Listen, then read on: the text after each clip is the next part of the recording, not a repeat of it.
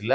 அவரு வந்து அந்த திருவள்ளுவருக்கு வந்து காவி ட்ரெஸ் போட்டு, அவருக்கு வந்து பெரிய ஆன்மீகவாதி, பெரிய துறவி அப்படின்னு என்னென்னமோ பெரிய விஷயங்கள்லாம் சொல்லி அவருக்கு வந்து வாழ்த்து தெரிவிச்சிருக்காரு. என்ன பண்ணாலும் உங்களுக்கு அவருக்கு பட்டி டிங்கரிங் பார்த்து பெயிண்ட் தான் அடிக்க முடியும். அவருக்கு நீங்க போடுற விஷயங்கள்ல அவருடைய உடைய காவியாக்கலாம்.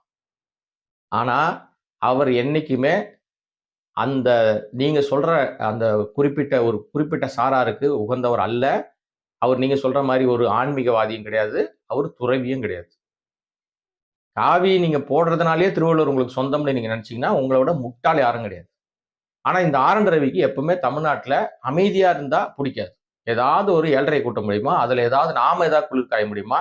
பலமுறை அவர் வந்து அசிங்கப்பட்டிருக்காரு. பலமுறை அவர் செய்ற விஷயங்கள் அவருக்கே திருப்பி அடிச்சிருக்கு. அவர் போட்டுக்கிட்டு இருக்கிறத எடுத்து அவர அடிச்சுக்கிட்டு இருக்காரு. ஆனாலும், அது அடங்காம இது மாரி ஏதாவது ஒரு 7:30 கூட்டிட்டே இருக்குன்னு வச்சுக்கங்களேன்.